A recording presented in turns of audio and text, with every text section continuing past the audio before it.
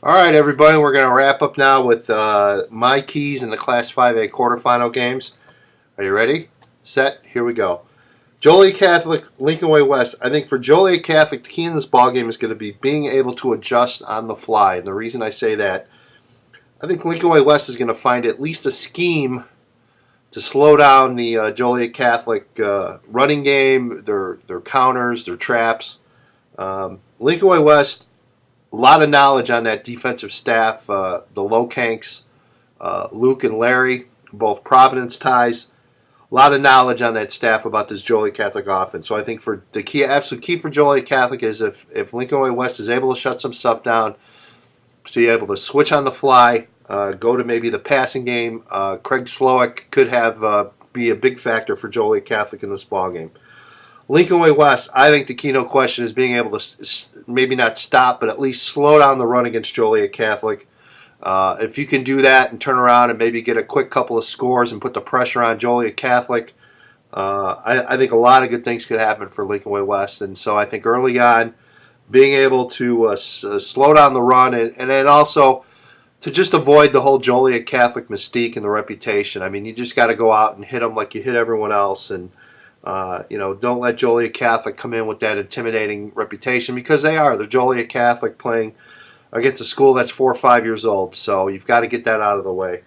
Montini, Marion Central Catholic, wow. I mean, it just tremendous game, tremendous matchup every year. I think if you're Montini, my biggest concern with Montini has been, number one, turnovers. They seem to be turning the ball over more this year than they have in the last few years, and also kind of the uncertainty at quarterback.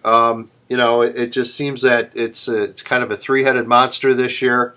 Hopefully, for the Broncos' sake, they can hit on something early on in this ball game and really get on a roll. I think that's going to be an absolute key for Montini in this ball game on the road at Marion. I think for Marion, the key is, the key that's been every game this season, Chris Streveler. Now, obviously, certainly concerned about Streveler going out of that game last week for about a quarter.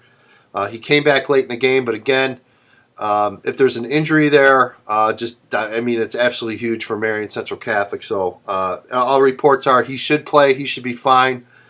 This time of year, you just never know. Everyone's dinged up, and if Streveler can play, stay healthy, do what he has done all year, Marion Central going to be very, very tough to beat. So that's an absolute key for the Hurricanes. Morris, you come out and you play your power game. That's what you do if you're Morris. That's what they've done all season long. Again, big, strong offensive line, big physical defense, and going down to Washington, you need to play your game if you're Morris. It's worked for you so far. It should continue to work for you again this week. If you're Washington, you got to hang on to the ball. You have to be able to move the ball, keep the Morris defense on the field as long as you possibly can, keep the Morris offense off the field as long as you possibly can. I think the problem that Washington has run into the last several years is just the physicality of the teams that they get beat by. Joliet Catholic really manhandled Washington the last couple of times they played them. This Morris team, very similar. Big, strong, physical line play. Usually not a good combination for the Panthers. They have to find a way to get past that at home this week. So, absolute key for Washington. Glenwood, Sacred Heart again, the Civil War. Hatfields versus the McCoys. They know each other very well. This game's been anticipated, I think, for a while since the brackets came out.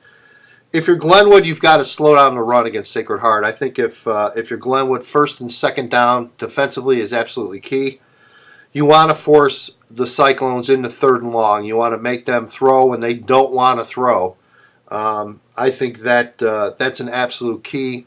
If Sacred Heart is able to get second and short, third and short, could be a long day for the Titans. That's an absolute key, in my mind, for Glenwood. For Sacred Heart, you got to come out and get on fire early. You've got to really set the tone, be able to score, finish drives, give maybe a couple quick scores or two up on Glenwood, and really get them on their heels. The longer Glenwood can hang in this ball game, and the longer they can, stick with Sacred Heart, I think the worst chances for Sacred Heart in this ball game. So SHG got to have a quick start this week, especially offensively. There you go.